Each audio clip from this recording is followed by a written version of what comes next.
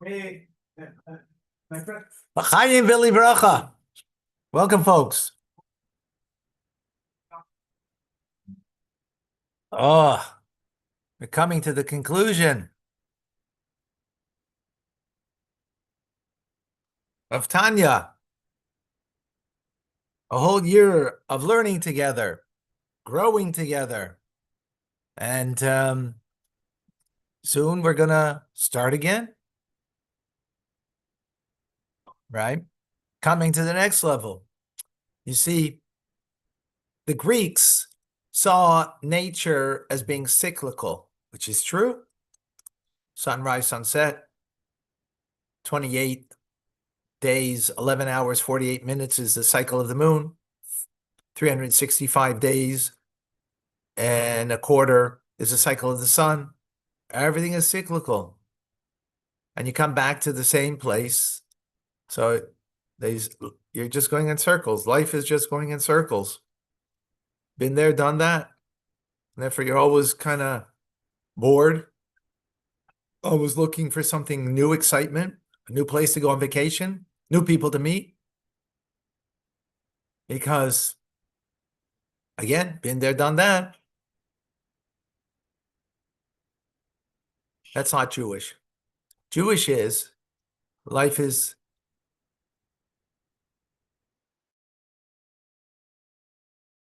up. And therefore, yes, you're at the same point, but at a greater point now. You're higher up. You're spiraling up. And therefore, the same experience that you have, whether it's the same experience in life that you have daily, your daily prayers, your daily acts of goodness and kindness, your daily learning of Tanya. It's not been there, done that, and I've accomplished, I've learned it, I know it. Or I'm looking for now new exciting things to learn. No, we will start again, a new cycle, and it'll be fresh and alive, even more than the previous cycle. And some of you have been learning with me for a long time, for many years, as a matter of fact. And yet, if it's real learning, it's never, oh, I learned that. Oh, I've experienced that. I know that. Anytime you say, I know that, means you ain't learning. Not to say that we don't know what we learn, but that means you're not learning something new. You're not growing. You're just a Greek philosopher. Same, you're just going in circles. So my blessing to you is live spirally, going up and up. Welcome to Tanya today. I'm Rabbi Ronnie Fine, coming to you with Chabad Zech and Kadesh from Montreal, Canada. It's a privilege and a pleasure to share with you the Tanya. We begin today the 6th essay,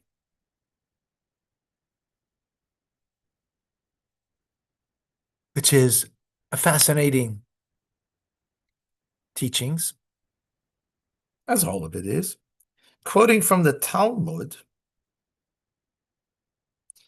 The Talmud speaks about King David, that he refers to the Torah as a song that was his salvation. And the Talmud says because of that, he was punished. What was he punished with? He was punished with forgetting a simple law, that when the Ark of the Covenant was returned after being taken by the Plishtim, kidnapped, if you will, and it was being returned, he put it onto the wagon to bring it back, as opposed to the Levites carrying it by shoulder. The law is the Levites carry the Ark of the Covenant on their shoulders. There's two staves, 4 people carrying it wherever it needs to go. But he forgot that law, which is a simple law that even school children know. Even school children know that law. He forgot it. Why did he forget it? Because he referred to the Torah, which the Ark of the Covenant is holding the Torah, as a song that brought him salvation. So the Talmud says that was wrong. So Al has questions. What was wrong? What did he do wrong there? Referring in such a way. And moreover, okay, well, let's say we find something wrong. We know that punishment is not like, a parent telling their child, you're not doing your homework, go to your room. No games on your Game Boy today, right? Which is not a direct consequence of the misbehavior or of the child, right? It's arbitrary because you can give any kind of punishment to the parent.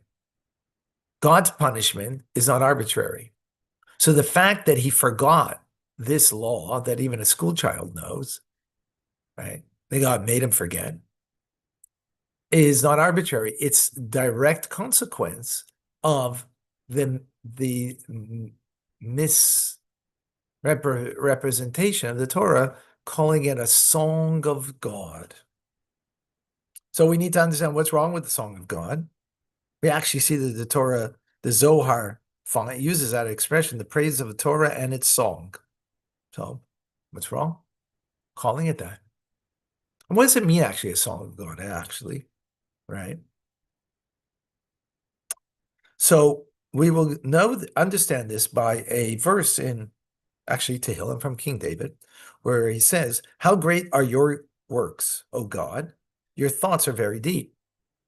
Now, usually thoughts come, and then your actions come as a result. But the verse says it's the opposite, the actions, and then thought.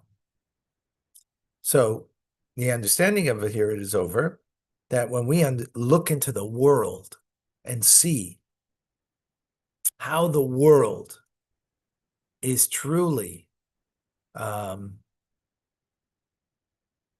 created, right? The actions of God in creation, then we will appreciate the thought of God, the great thought of God that was put into creating the world. Now, what does that mean?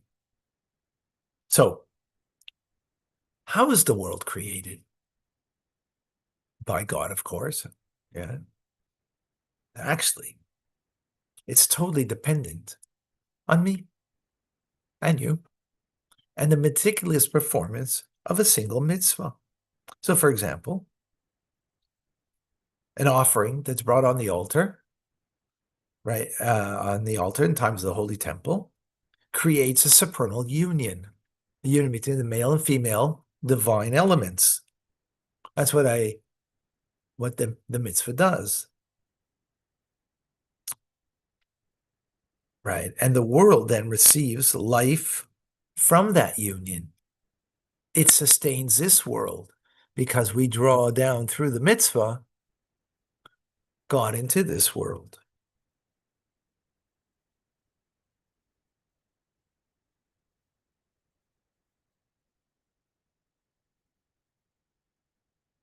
Right? Likewise, when we put on our tefillin, and we put on the tefillin appropriately, if it's on your forehead, it's not appropriate. If the box is over here, not appropriate. If you put it on your sleeve, not on your skin, right? You don't fulfill the mitzvah. Well, what does it mean you don't fulfill the mitzvah? It means you don't create a union above between Zoh and Malchus, between the masculine emotions and Malchus, the feminine.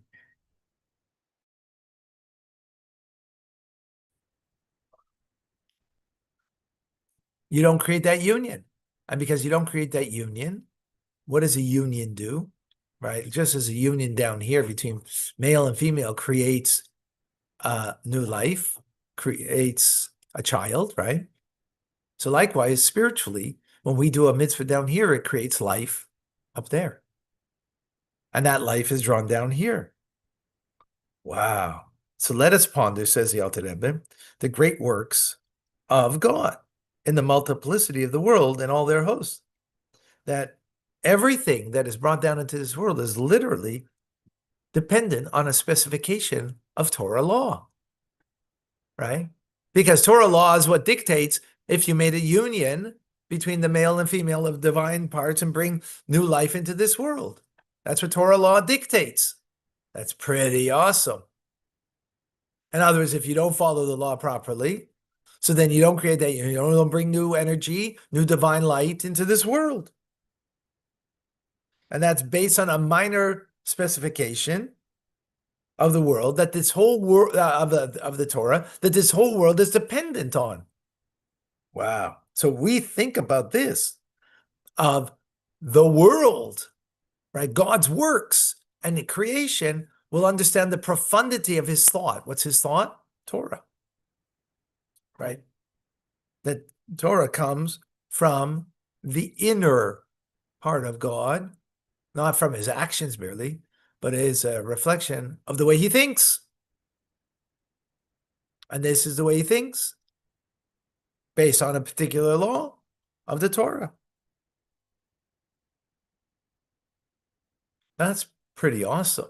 In other words, the Torah is the source of energy, divine light, and existence of everything in this world. Everything exists because of it. Right? Thank you, Shmuel. Right? And this is what King David delighted in.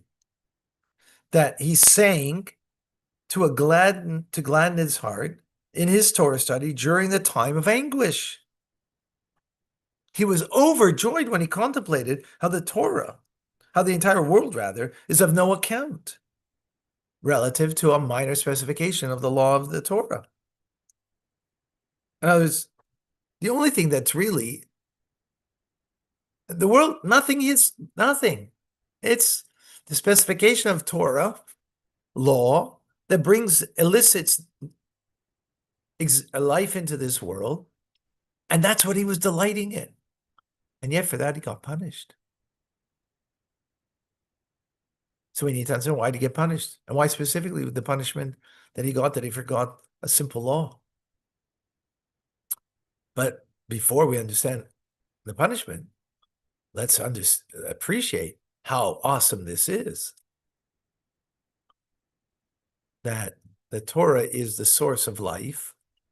Not just like, we're learning now and it's a source of my life because it's giving me vitality. I feel like I'm on a cloud now because I'm learning Torah, which is true. No, it's much more than that. God is animating this cup right now. How? By bringing new life into this world. Every moment. What's that pending on? Torah. And the law of Torah that tells us that we have to do something like this and like that. This doesn't elicit from above divine energy, divine light, divine life. But I do when I do a mitzvah. I elicit that. So I have to do it in the way it's supposed to be done in the teachings of the Torah. I elicit divine life for creation, which is awesome. That's how much mastery we have over the world. That's how much we control even our destiny. Chaim. That's very powerful. Any thoughts on that? Any questions? We're going to continue tomorrow to understand what the mistake was that he made, but you'll have to come back tomorrow to get the answer. Oh, No. Yeah, tomorrow we'll get the answer. Any questions? So was actually a mistake here was the lacking because it was Yeah. It's lacking, right? This perspective to see the Torah is lacking. Is it the truth? Of course. That's why it's not a sin. A sin would be he said something that's not truthful. The Torah is the source of life.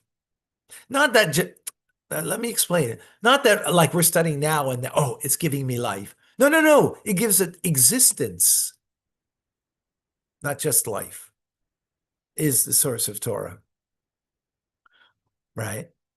So the specification of a simple law that the Torah says, oh, when you do the mitzvah this way, right, you brought the offering on the altar the way it's meant to be. So for example, when they took the blood from the, after slaughtering the animal, and if the Kohen took it in his left hand, invalid. Had to take it in his right hand. Makes it invalid. And what's the big deal? Or tefillin. What's the difference if the tefillin's on your forehead? Like, big deal. What's a big deal? It is a big deal. Because you only create a union. You only bring an efflux of divine light into this world when you do it specifically as the Torah says. Right? Because that's what God wants. He didn't want it on the forehead. Yeah, but I mean, come on, it's got the same idea. I'm thinking about God and I'm meditating about God. It's not about you and what you want. This is what he wants. How do we know? Well, because that's what the Torah says. So therefore, when I fulfill it as the Torah says, I create that union and therefore bring a flow of divine vitality into this world. So what's controlling everything in this world? Is the mitzvah that we do based on the Torah. That's what he took joy in a time of adversity. Yeah, like think about it. It's quite awesome, right? You're at a time of adversity and you realize that what's going on in the world out there is nothing. It's nothing. It means nothing. The only thing that means something is the mitzvah that I do, because that brings divine energy, divine light, and divine life into the world. That's the only thing that matters. I've got problems with a job. I've got problems with my mortgage. Shimon Leib, our elder, has a problem.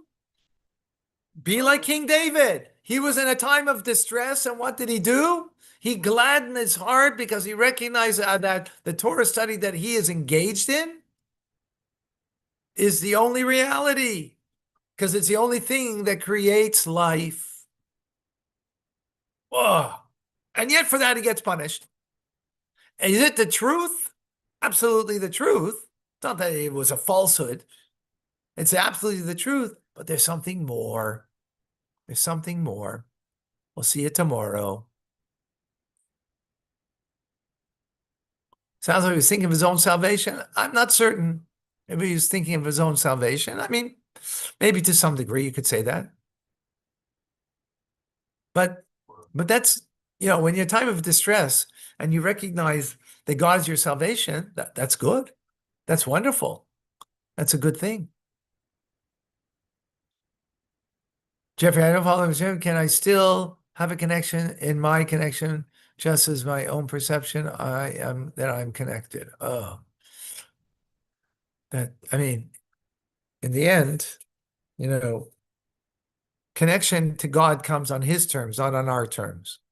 You want to feel something about God? Yes. Well, let me give you a metaphor, and we'll all appreciate, all men that are appreciated will appreciate this. When you bring home to your wife a box of chocolates, because you love chocolates, and she doesn't really care for chocolates. Yeah, but you brought her a gift. Well, that's kind of self-serving, or maybe not sensitive to her. You want to connect with her, so bring her what she wants. You like chocolates, and you think chocolates are amazing, and most of the world likes chocolate. Yeah, but that's not her love language. Her love language is flowers. Yeah, but flowers are like, what a waste. They die. You can't even eat them. Well, you just smell them. Come on. And when I smell them, I sneeze. Like, so who needs flowers? Yeah, so that's about you. But you want to connect with your wife, She loves flowers, so get her flowers. In other words, we have to connect on the other person's terms of what is their love language. God's love language is mitzvah. The mitzvah the way he says to do it, as the Torah tells us. That's the connection. Love language meaning here how we can connect with him. So, now let's be quite honest. All of us are going to be lacking in that area because we're not righteous. Okay, we just got to grow and do more and not get stuck on the fact that, I didn't bring the right flowers. I brought roses and God likes daffodils.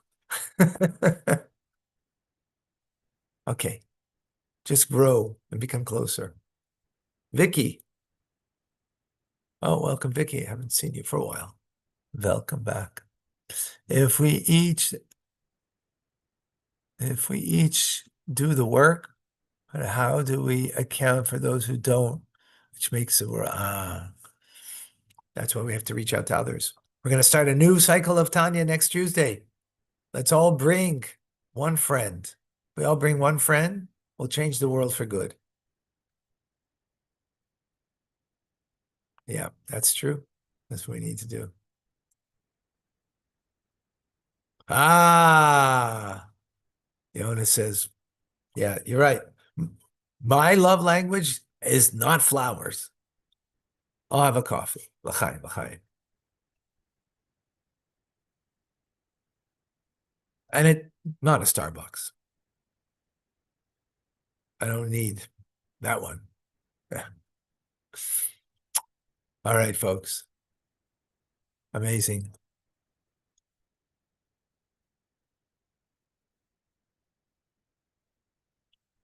Okay. We'll see you in a few moments. Rambam.